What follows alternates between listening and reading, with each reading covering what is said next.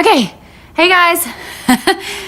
So we are going to jump back into our study of James. We're still in chapter 1, verse...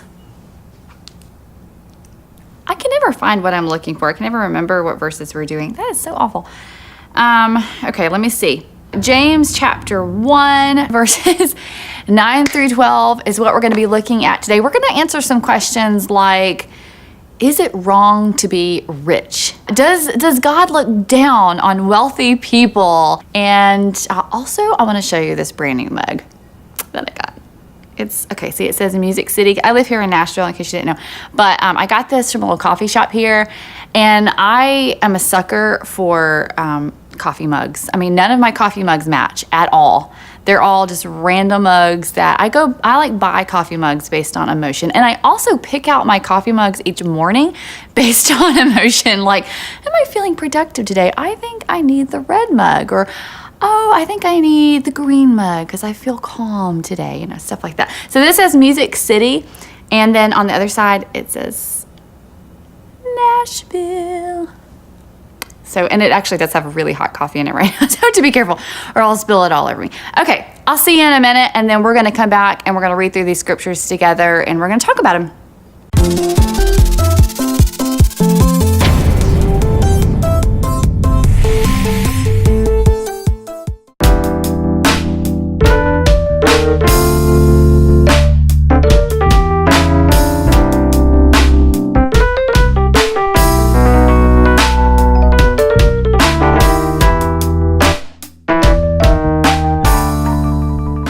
Okay guys, let's jump on into James chapter 1, verses 9 through 12. You can use any version you want. I am actually using the NIV today, and so let's go ahead and jump in. All right, so it says, verse 9, believers in humble circumstances ought to take pride in their high position, but the rich should take pride in their humiliation, since they will pass away like a wild flower.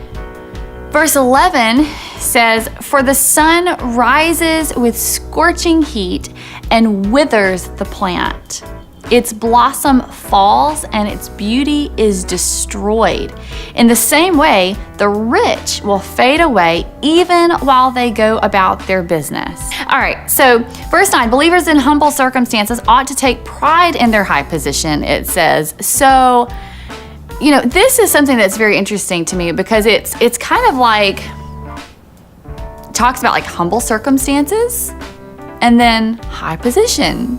And those don't actually go together at all. I mean, they really contradict. Like, oh yeah, I'm just gonna glory in my high position. Like, I'm just over here enjoying my high position. Humble circumstances, but really a high position, right? I mean, and that's what it's saying. Believers in humble circumstances ought to take pride in their high position. And it goes on to say, but the rich should take pride in their humiliation, since they will pass away like a wildflower.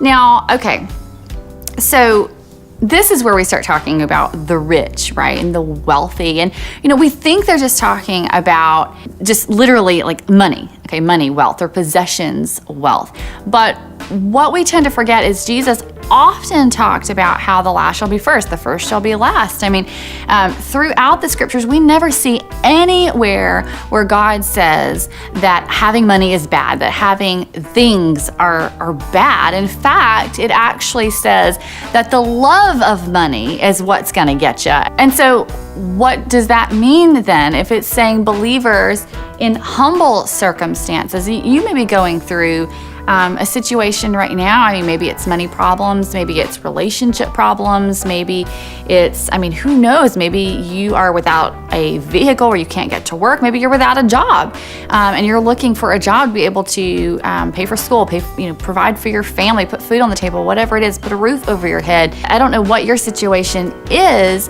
but that would be considered of humble circumstances for sure. It doesn't mean that that's who you are, but that's the circumstance that you're in right now.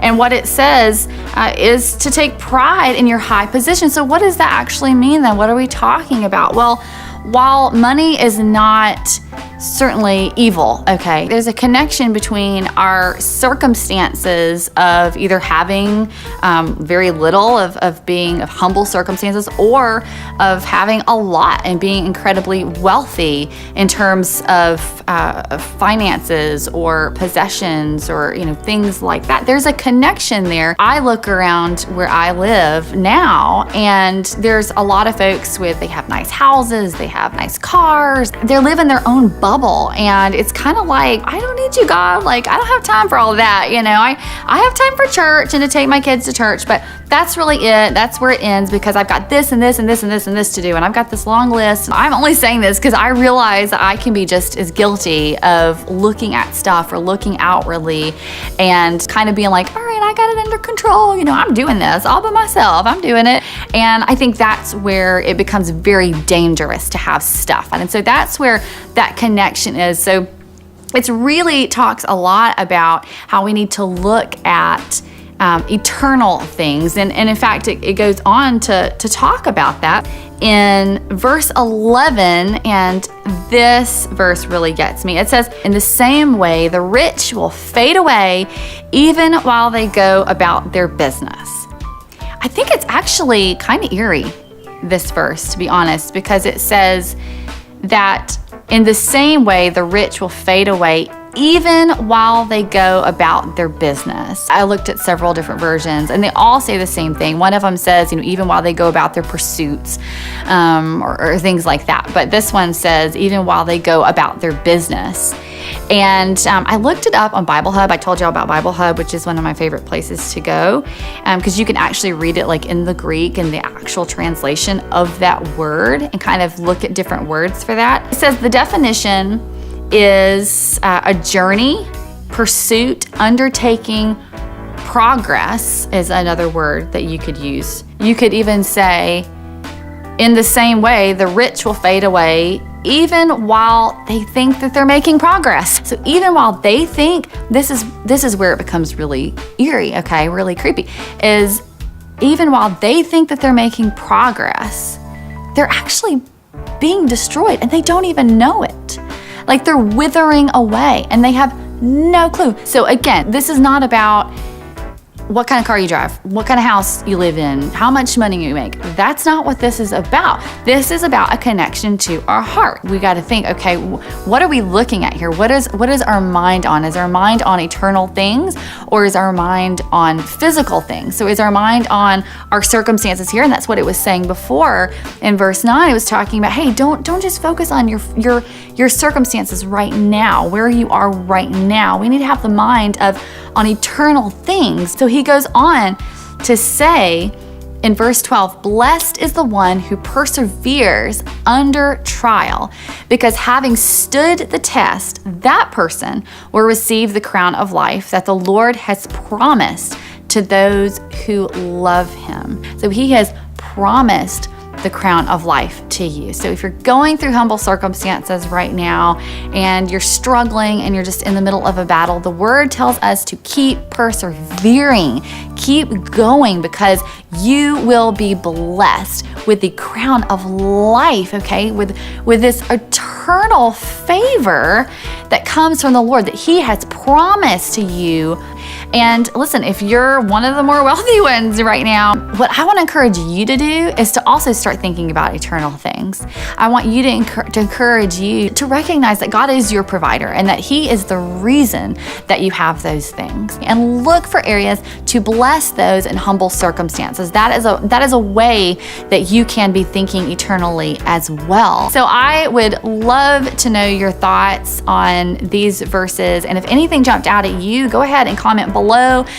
Also, please, if you will hit that subscribe button and stay updated on videos and join in on the conversation. Share this video with your friends so that they can join in on the conversation as well. We are putting out new videos every single week. Next week, we are going to be reading James chapter 1, verses 13 through 15. So that's what we're going to be studying together. I'll see you again soon. Okay, bye guys.